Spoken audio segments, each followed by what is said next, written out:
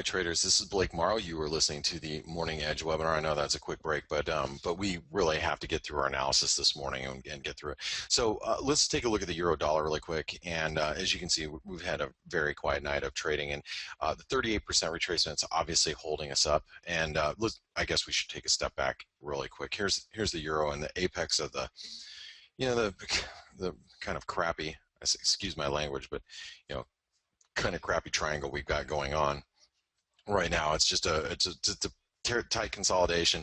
I can tell you, as far as looking at maybe this upper trend line right here, I don't know how vitally important that is at this point. It's probably something like this might be more in line as we make something a little bit more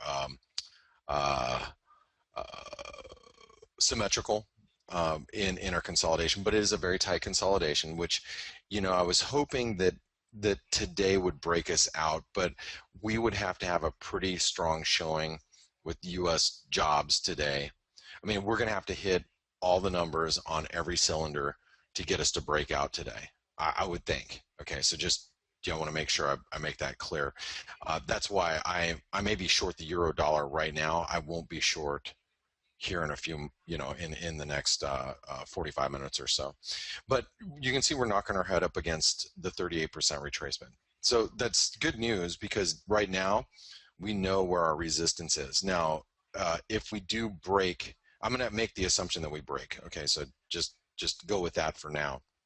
If we break 109.50, the next resistance is going to come up at right here around 110. Okay, anywhere between 108 to 110.12. There's a 618. If we spike up today, and I'm going to tell you this just from again, I'll give you the example of ADP non-farm. Okay, if we have a weak number, let's say we create 180,000 jobs. Unemployment stays at 5.3%, but we only create 180,000 jobs. You're going to see the dollar weaken. You're going to see the euro dollar probably break through 109.50. I'd hope it runs up to 110 and change, because if it does, and I'm sitting here with you, I'm going to short the euro. You guys know that one of the things that I always pride myself on, and especially those of you that have been listening to me for many years, you already know this about me. I like to tell you what I'm going to do before I do it. This is the difference between what I do and probably anybody else in the market. I plan things out, and then I trade my plan. Plan my trade my plan. Plan my work my plan. That's what I do. If we get up to 110 and change, I'm probably going to be on the short side of the euro dollar as it gets up there. Now, it all depends, obviously if there's nasty revisions and unemployment jumps to 5.5%, I'm going to stand aside and go, oh, I ain't shorting the euro. So there's obviously exceptions to the rule. You can't say, well, I'm going to short it just when it gets up here. I'm going to stick out a entry order and just get long, or get short, excuse me. That you can't do that on a non-farm payroll because there's too many variables out there. But if we get up there and it's not a huge miss, and it's like, man, that's kind of a really silly reaction for the number not being that bad, then I'm going to be on the short side of the euro. But that right here is the resistance I'm really focused on today. Okay, is 110. Well, 12 is the 618, but I'm just going to say 110.10. Okay, I think that's going to be key resistance today. Now let's talk about a strong jobs report. Let's say we have a blowout number. We create 250,000 jobs. Average hourly earnings jumps up to 0.2%. Unemployment's at 5.2%, or even gets to 5.3%, but gets to 5.2%. Let's say something like that happens. We should attack 108.50. 108.50 immediately comes into view, and this is going to be a very critical move. And if the dollar comes down to 108.50, that's going to be very, very big support for the market. Okay, so 1.0850, and I'll put an asterisk. When I put an asterisk next to support or resistance, just so if you're new and you don't know why I do that, that just means it's an important level to me. Okay, if we get to where an asterisk is a support or resistance level, I feel that that's a very important level. That means I need to pay extra close attention when we get there. Okay. And remember, having all this information in front of us ahead of a news event is so important, because as traders, when news or the market moves, it doesn't necessarily have to be a non-farm payroll to make this important. When we're trading throughout the course of the day, it's important to have a centralized piece of all your data points in one place, because if you don't and the euro rallies to 110.10 and you're like, I think that was important resistance, but what was it again? I didn't know, or I have it written down on a post-it note somewhere on my desk and I don't know where that's, as long as we have a nice simple reference point, and that's why we do this bias chart every morning. We all do it together every day. It's to have all the key support and resistance levels based on fibs, trend lines, a harmonic pattern, whatever, some, fib extension. It doesn't even matter.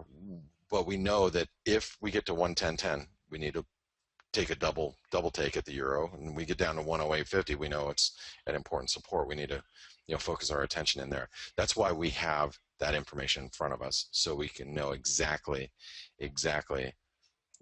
what we're dealing with at any given point. We can go to one place and just reference those numbers. All right, let's go to the cable really quick. And I'm moving through our analysis rather quickly this morning because I want to make sure we get everything we can possibly get before non-farm payroll happens. Okay, so the cable's holding up a little bit better than I thought it would, and that's why I retained my position. I'm actually break even right now. I'm short right here. It's held up a little bit better than I thought. I actually thought, because of yesterday's MPC, you know, uh, votes or lack of votes, able to confirm that a rate hike is going to be taking place sometime this year. I think it disappointed a lot of bulls, but at the same time, we're holding up fairly well. And I'm in the defense of anybody who's bullish the cable right now. If you're bullish the cable, if you're long the cable, you're probably like, well, I have a shot at a week non-farm payroll. So as long as the non-farm payroll is not, is weak, then the cable should hold up. But here's the thing. Okay, see this yellow trend line right here? See that one? Okay. This one right here? Okay. We're working right into that where it intersects with horizontal support. You see that? Now, because we stalled here, here, and here, I'm going to tell you right now, if we break through 154, let's just call it whatever the spike low is over here. If we break below here, this cable's in a lot of trouble. So, and this is even though I'll close out of my pound short, I'll tell you, if we have a strong jobs report, I'm all about shorting the pound. I don't even know if I'm going to short the euro dollar, but I'm all about shorting the pound. Yesterday was a huge disappointment. Super Thursday was not so super for pound bulls. Okay. And with that being said, that spike low there, it comes in at 154.50. Okay. That is mega support for the pound. And if we break through that,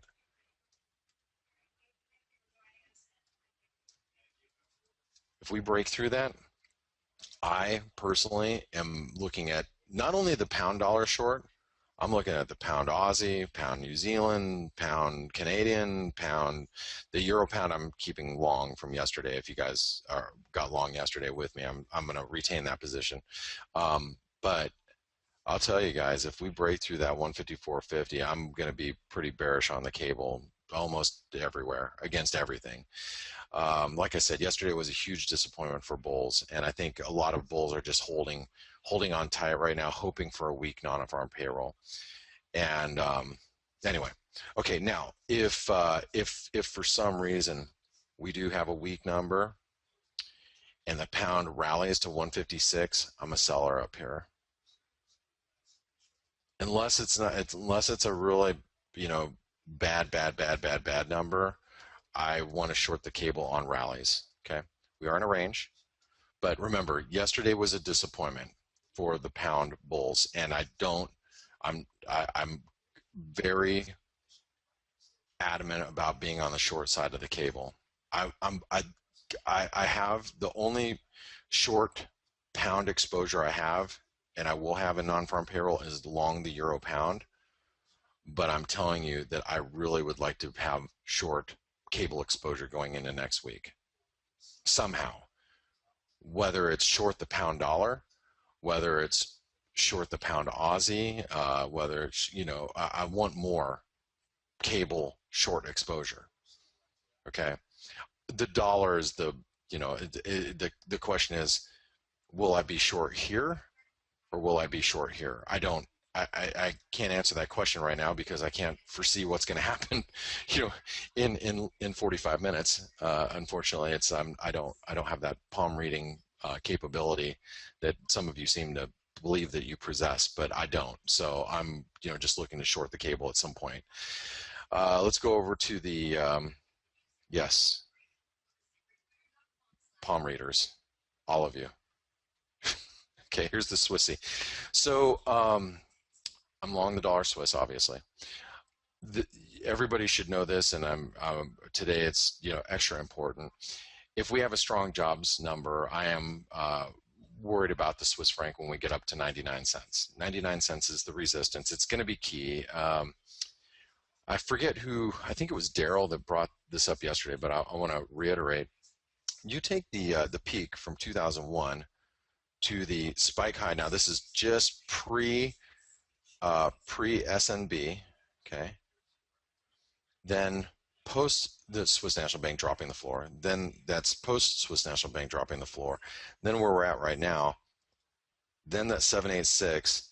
Then the channel high. It all comes in at 99 cents. That means I'm going to have to reevaluate my short Swiss positions, long Euro Swiss, long Aussie Swiss, long, short Swiss yen. I'm going to have to reevaluate everything if we get to 99 cents. I'm probably going to have to take some profits off the table just to be on the safe side. I believe it's eventually going to get broken. But it would be silly not for me not to take something off the table if we get to 99 cents. Okay. Unless it's just a ridiculously strong jobs report, like we create 300,000 jobs and unemployment drops to 5.2%, average hourly earnings come in at 0.2%. At that point, I might just say, well, shoot, I think I'm going to hold on to the dollar Swiss, but that would have to be a pretty staggering blowout number. And I'm not necessarily thinking that's going to happen. There's some weak data points that came in this week where, it's questionable if we're going to have too good of a number. But, you never know. I mean, non-farm payroll is more of a crapshoot to me, and it always has been. That's why I'm like the worst gambler. So that's why I don't gamble, and I'm notoriously bad at trying to figure out where non-farm payroll is going to be. Admittedly, I'm bad at trying to figure that out, so I don't even try. It's not even like, people try to guess. Oh, it's a guess. That's all it is. It's a guess. You guys are playing craps. Who cares? You have to figure out, what am I going to do if it's a good number? What am I going to do if it's a bad number? Because that's the only thing you have control over. Every day, not just during non-farm payroll, but every day, I'm like, what am I going to do in a bad number? What am I going to do if it's a good number? Because that's the only control I have as a trader. Okay.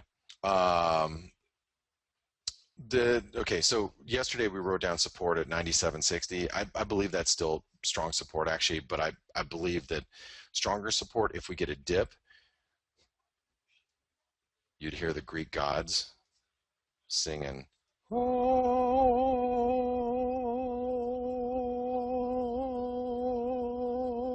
the dollar Swiss dipped to 97.30. Gave me an opportunity to buy it at previous resistance, which is now support. Oh. Okay, sorry. I had to do it. It was coming. You knew it was coming. So, hey, that's weird. I just lost 50 people listening into this webinar. What happened? I hate it when that happens. Okay, 97.20 is going to be really critical support. If we get down there, you have to just think it's a gift. That's a gift from the currency gods saying, "Oh my God, we dipped down to 97.20. You know, how lucky am I?" I don't think we're going to get down there, but you know, if we do, great. Okay, let's go over to the dollar yen. Dollar yen, obviously 125 is big resistance. We know that. Here, let's delete a few things. So let's, I got to remove this really quick. So, okay, so if we go high to low, 127% extension takes us to basically 125. High to low, 127% extension takes us to basically 125. We stalled short of all that. Now, this is pretty important because 125 is resistance, but look at support through here. Okay, roughly. Okay, so you know any dip now down to 124.35, it's be pretty well supported. 124.35 and resistance at 125. We are still in a big range. Oh wait. I'm sorry. This is bullish. My bad. Click the right thing. Okay, it's bullish. Um, and the dollar yen's in a range. All right, so dollar Canadian. Here's the dollar Canadian. Matter of fact, I'm going to cancel. I forgot to do it. I just canceled my order for 130.70. We have Canadian jobs report today. Okay, any strong jobs report though, even though I just canceled the order. I still am interested in the dollar Canadian down here. If we have a strong Canadian jobs report, and a weak U.S. jobs report, we can see that level again, obviously. But any dip down to here is probably going to still be supported. Now think about that. That is the weekly. Go out to the weekly chart or monthly. That's the breakout point from 2009. Okay, that is 130.65. So we should have really key support down here, 130.65. And in order for me to stay bullish, the dollar Canadian, we have to close the month above there. Okay, so I'll say that again. In order for me to stay bullish, the dollar Canadian, we have to close the the week. We need to close the week above 130.65. Okay, it's a big breakout point. We need to hold it. We can't have a false breakout this week because you can see that candle right now. See how that we got that long wick? In case you don't know, that's what we call a shooting star. So if it turns negative this week and we close at the lows, that's bearish. I'm buying the Canadian Swiss if that happens, just so you know. All right. Now, if we can have a strong jobs report, it may look like a little green candle right now, but it can very easily be right back up here towards the highs. If we have a weak Canadian jobs report, a strong U.S. jobs report, this candle that looks very little green, it could be very green by the end of the day. So I don't look at that weekly candle and say, oh, it looks like a great short, I'm shorting it right now. Don't do that. That's silly because it can change a lot between now and the end of the day today. But what you have to do is you have to actually be cognizant of the fact that if we have a failed breakout here, that's going to be very bearish for the dollar Canadian. Okay, plain and simple. And it isn't now. It can be though. It has the potential. Now, where's resistance? One of the things that people have said to me all week is, Blake, you know, the dollar Canadian, it's not going up as, you know, crude oil continues to be weak. What's up with that? Is that telling us something? No, that's telling us that we have Canadian jobs report and U.S. jobs report today, and I don't think anybody really wants to, you know, try to front run all that. So, you know, if we have a strong U.S. jobs report and a weak Canadian jobs report, we probably will test these highs again. Okay, resistance comes in at 131.75.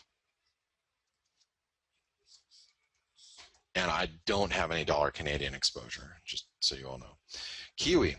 The Kiwi has been pretty resilient, and you notice we broke this, what we had as a bearish wedge. You notice how we're breaking higher. Don't disregard that. It's pretty stout. Now, obviously things can change here. This is a 4-hour chart, and give us about 35 minutes that this could change quite dramatically. But keep in mind that we're the Kiwi is trying to really hold. Now, if we break below 65 cents, that's going to be a huge problem. So 0.6500, that has maintained as major support. Resistance. Okay.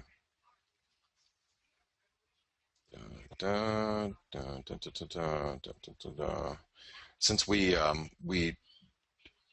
see, remember how this used to be, right? We have to redraw trend lines a lot. That's what happens in the market. You end up redrawing them a lot.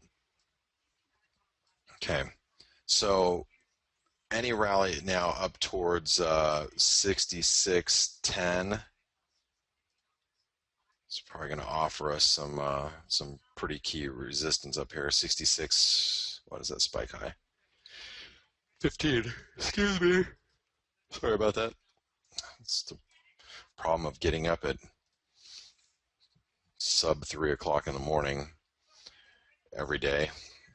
As you get tired, especially on Fridays, I tend to be like it's a rough day. Okay, so 66.15. Let's do the Aussie really quick. Let's squeeze that in before we take a break. Okay, so here's the Aussie.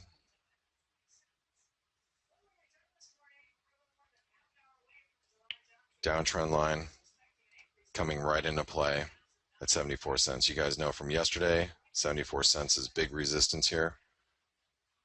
We're going right into it, and obviously, and I drew this because I'm speculating that we're building some sort of consolidation, but really, you can see how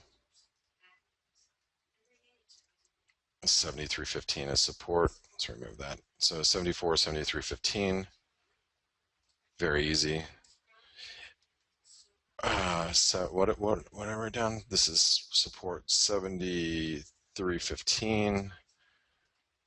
This is really key resistance, by the way, 74 key resistance, because we were in a bearish trend, but we have after the RBA monetary policy minutes last night, we have the potential of turning to neutral after being bearish for. I mean, when's the last time I've written neutral in the Aussie dollar? It's been, when's the last time you saw this? It's been months, so we've been in a bearish trend, but it has the potential of turning around today. I'm not saying it's going to, but it has the potential. That's why we're very, very key resistance at 74 cents, and we're 15 pips away. All right, don't go anywhere. When I come back, we'll do the dollar index. We'll try to get the peso, Swedish krona, Norwegian krona in there, and then I'll take a few questions, and then we got non-farm payroll. Exciting day today, guys and gals. Don't go anywhere. Be right back. All right, traders, this is Blake Morrow. You are listening to the Morning Edge webinar. I want to welcome you all back. Let's go ahead and take a look at the dollar index really quick. All right, so here's the dollar index, and as you can see, we're closing in. This is the daily chart. You can see we're closing in on really, I mean, this is the tight apex of the wedge that we're really dealing with today. Support comes in at, I know we've been writing down 97 and a 20. We'll have to write down 97.25 on the dollar index. 97.25, and then 96 or 98.20 is really key resistance. Okay, which is let me see, the high is 21. High over here is 15, high over here is 14, high over here is 16. So yeah, 98.20 is resistance, and we are in a range.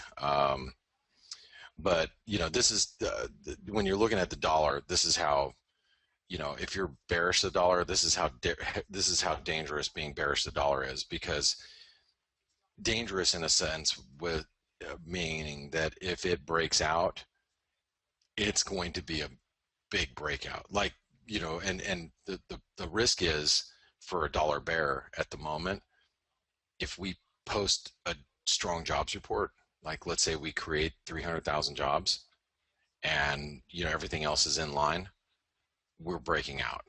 The dollar is probably going to go on a on a stop hunt above 100 in the next week or two. Okay, so keep an eye on the dollar, especially on a really strong number. We got to pay very close attention to this. It is getting bulled up pretty good. But flip side is we can have a weak number and pushes us right back into the range. We're just at the upper end of our range right now. All right, let's go over to the peso. This is probably, I'm going to reiterate, this has been one of the most shocking moves to me this week, has been the peso. When you have a weekly chart that looks like this, we close the week like that, I very much expected the dollar peso to move lower, and it's, you can see, is we're very strong at the moment. Obviously things can change today, but the move this week has been pretty shocking to me for the peso. I know it's more of a product of just having a strong dollar, but against other currencies, it's just dragging the peso down. But that's been really strong, and I've been surprised. All right, so here is the, I don't think I'm really too excited about anything that we're dealing with right now as far as the peso goes. If you're trading it, I don't see any reason to buy or short it actually at this moment.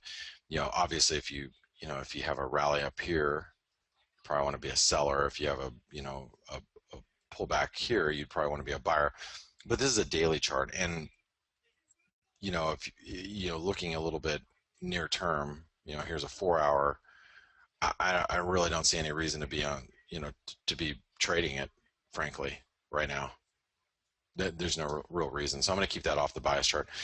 Here's the Norwegian krone. Okay, now the Norwegian krone is, I'm surprised that we haven't broken further, but that's because there's obviously hesitation right now on the dollar.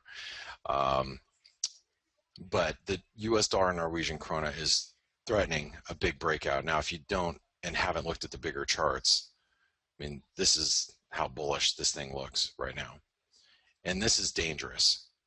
If you're on the short side, this is dangerous, because this move has been this move has been the kind of move where there's no way on God's green earth that the Norwegian krone is going to bust a move above beyond that. We had massive divergence. This is a weekly chart. Breakout too fast, too far, too fast. Ain't gonna happen. Ain't gonna, that's a lifetime high. I'll never see higher prices than that again. That's probably the attitude of a lot of people trading the Norwegian krone. And the thing is look at how resilient.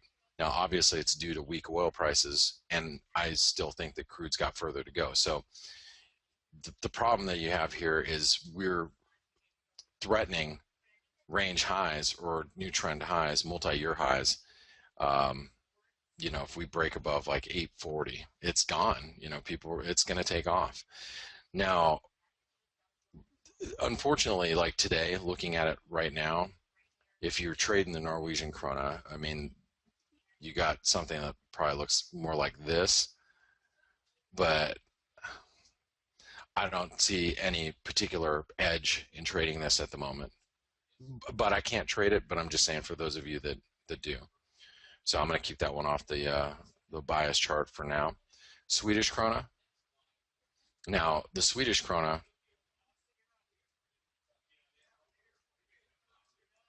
you don't even want to think about where this thing can go, because if you do and you start thinking like that, You can realize an exchange rate that takes us to 1050 on the US dollar Swedish krona. You're like, that's a little far-fetched. Well, you know what?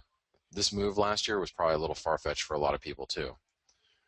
You know, people last year probably didn't expect us to go from 630 to 8, almost 9 on the exchange rate, and the Swedish krona to lose 30% of its value.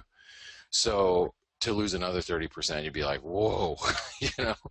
But it's look at how strong it is. Okay, it's right now. There's a risk that we really, stage a move towards resistance. That comes in at 888.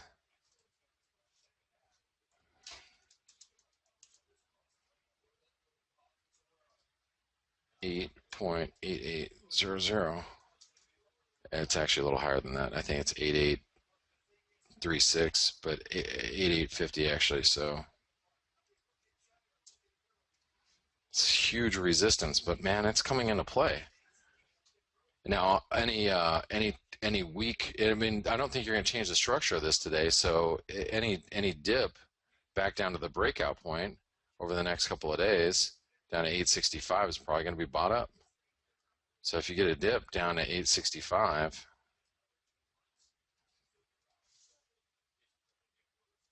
today, you're going to find buyers down there. Spike low, spike low. 8.65. Okay, and it's bullish right now. It's playing into a big, huge flag. Okay, that's your bias chart. It's done. Let me get some questions really quick. We got 10 minutes to boot scoot boogie. So let's go here.